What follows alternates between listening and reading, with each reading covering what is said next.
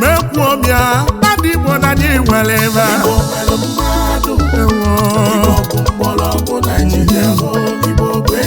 Igbo nwere ife niile ewo na anyị nwere ebe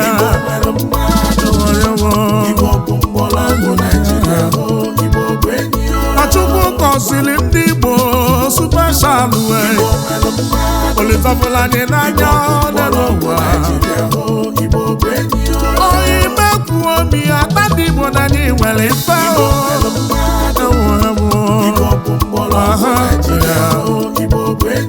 Ibụrụ onye Igbo nwebe aṅụrị ndị fọma mere ga-eme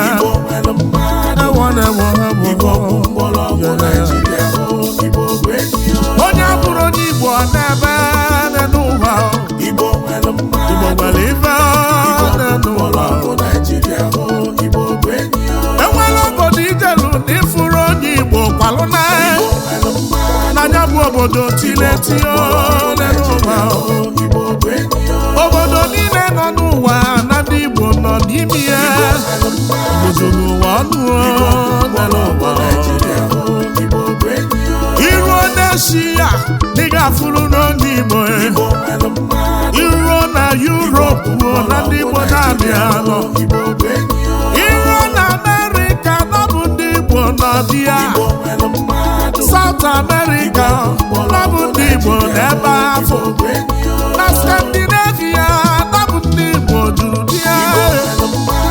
ịgbarụrụ ọnwa anụ n'elu ụwa ya onye nwere anụ anyị bụ enyi na ihe bụ enyi na anyị bụ enyi enwere obodo ijelu n'ifuru onye Igbo kwalụ n'anya bụ obodo etigonu ka komkom na ndị Igbo nwere enwe na ndị Igbo nwere enwe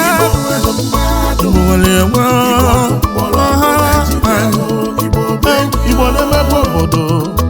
ndị so n'ife a na-eme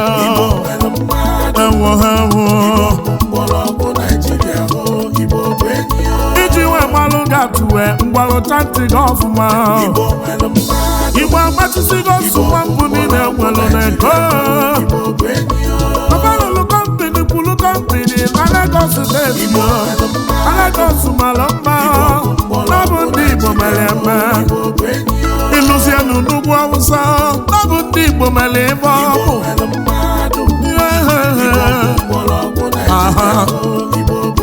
Igbo lụrụ na desert niile nọ n'ugwu Awụsa Bukalo development yo webuje na benda Awụsa n'ugwu Awụsa malụ matata n'ọbụ ndị Igbo mere eme Igbo so n'ife a na-eme n'ụwa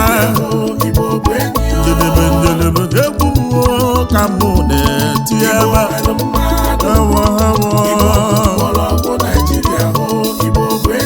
na Nigeria nwere independence tata n'ọbụzi ka imelia n'ọbụzi ka yo ya bụ nwa amadi yo n'ọbụ onye Ọnịcha do Nnamdi Azikiwe ịchọba nne n'ụlọ akwụkwọ na ndị Igbo nwere enwe anyị nwere ibe niile Ojukwu jela bụrụ ịga na-asụ oyibo ebelebe wee buo ogo nwanne utigbo kopuko ọ bụ gịnị ka nwoke a na-asụzi ife enwe ekwuzibe ekwuri na buri ọnata Naijiria ma ọzọ na-abụ nwa amadi amali ife asụrụ n'oyibo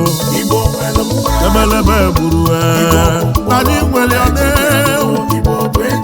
ịlọta mgbe Naijiria na-enwe nsogbu na banking sector ofe ọkpelima pụta na oje mmepe n'ụbaki ọ bụrụ ego ụmụ mmadụ ọ bụrụ ya wee gbaa na dị femekatala wee bụtelụ mmadụ ọya Chukwu esiri igwe wee zutere anya onye enyemaka ọ bụ onye anya bụ nwa mmadụ nọbụ onye Igbo Prọfesọ Chukwumachasi Soludo His Excellency Ebu Gọvanọ Onyoma n'iso n'ife a na-eme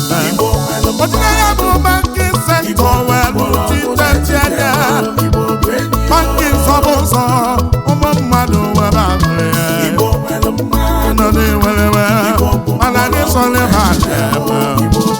jedebe emume gamule diebe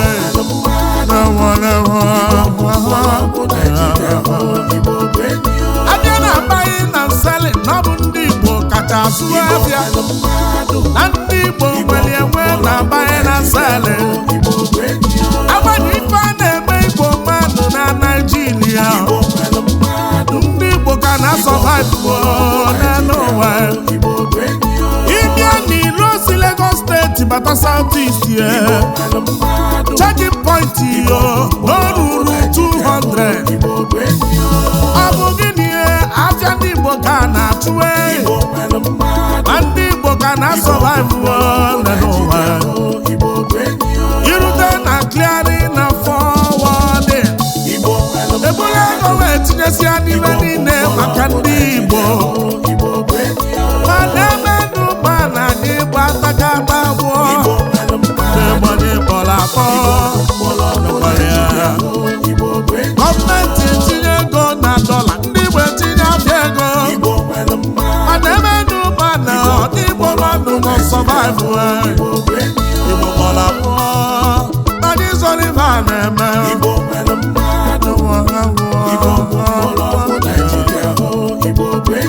ịbịa n'ọrụ aka n'ụwa ndị Igbo gbalụ fest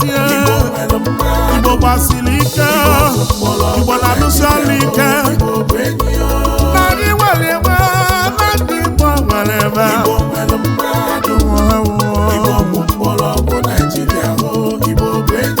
a na-agba anyị mgba ndị Igbo a na-aga n'iru the first indigenous car manufacturer na Nigeria n'ọbụ onye Igbo ya ndị Igbo anyị nwere ibe na n'ụba ịnọsi motos n'ọbụ ndị Igbo nwere enwe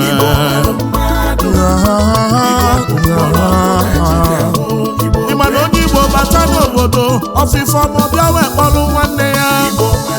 Igbo na-emepe obodo anyị Sullivan na-eme ọya wụcha ntị gị ọfụma aka ọlụ gị ofufe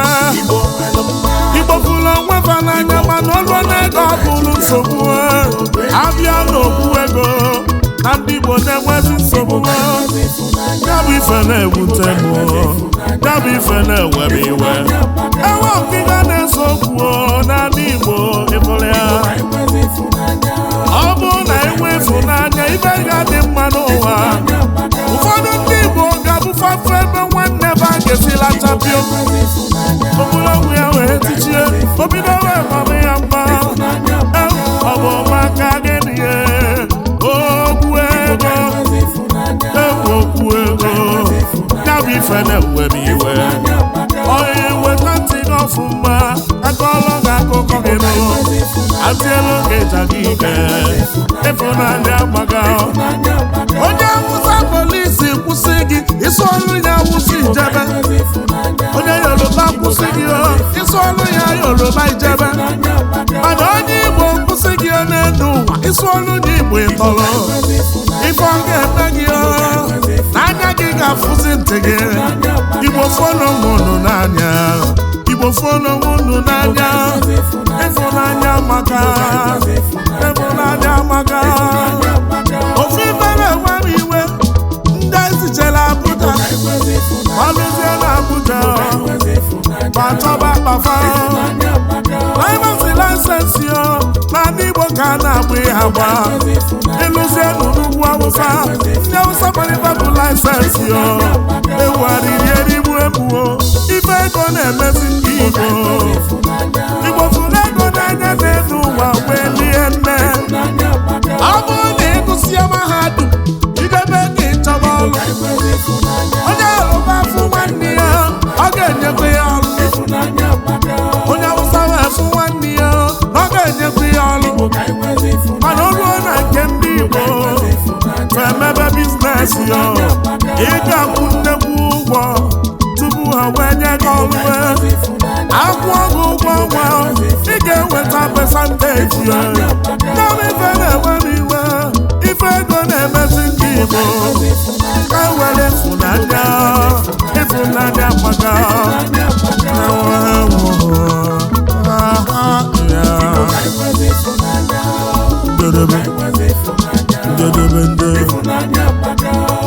onye Igbo ga-akpọrọ nwanne ya wee jebe obodo oyibo ọrụ n'obodo oyibo o tinye nwanne ya na problem ọkwa maka okwu ego na-eme anyị emelebe egbulu Igbo fụrụ ọnwụ unu n'anya ịfụnanya maka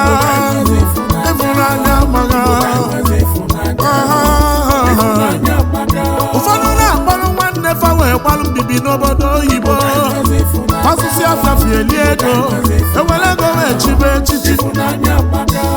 ọ ga-echi ọzọ pụrụ inye ego nke ụwa niile kama ọ ga-ejekwa ụgwọ ọlabụ nwanne ya na-ata abụ ibe ego na-emezi anyị ndị Igbo ghara na-ego oke ọchịchọ bụzi anyị nwere ibe dị ka nwanne obi nwanne amaga ndị Igbo kasị eme nwanne n'elu ụwa ya ka afọ jikwuo onye mụrụ nwanne ya n'elu ụwa ọmanza na-atọ odogwu maka na ịfụnanya amaga ịfụnanya dị ụzọ ọ emegbuo m ya na ndị Igbo na anyị nwere ebe Igbo nwere ebe niile agbagbalị ga-afa ndị na-emezi dị ike na ndị Igbo ntị gị ga-akọghị ọkọ ntị ga-afụghị ụfụ ịlụtezie na ndị Igbo mmadụ ga-eji agbala obodo mmadụ bụ signboard mmadụ bụ adịresị ihe obodo niile nwere nne na-enye nsogbu na n'Igbo amụrụ dike na mba amụrụ n'India otu Igbo ka anyị ga-eji injinia atọ eze n'ugbo elalụbụ my senior brother Chisatoni Chukwuo onwe gị ihe karịrị Chineke nke izizi na mba nọ sa ihe mmekọ fọnọdụ ijide prọfesọ Ebisi Nwojiakọ na Lulio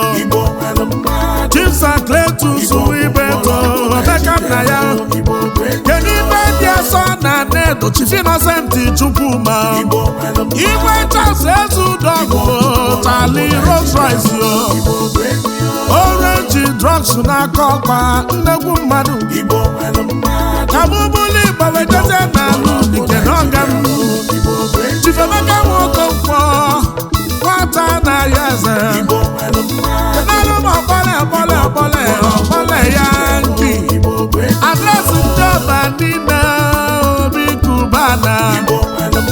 kenalụ m national anthem ndị ụkọ niile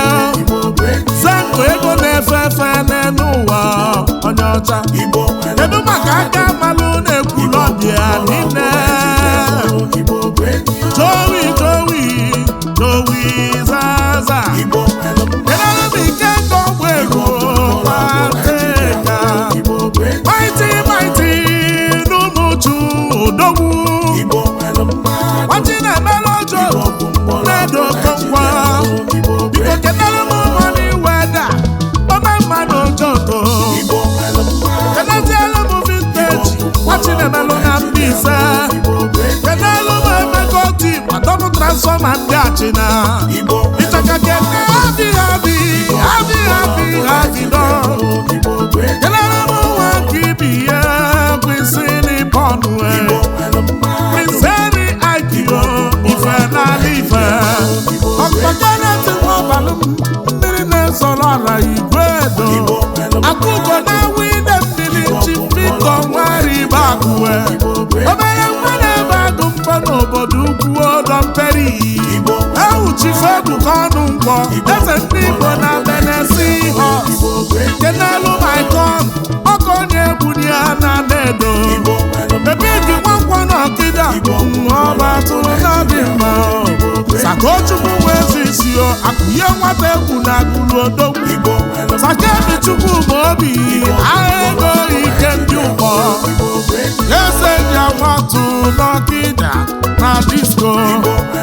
Chifu Chinedu Okoye eze zuo kedalụ m mmiri kpọnwa na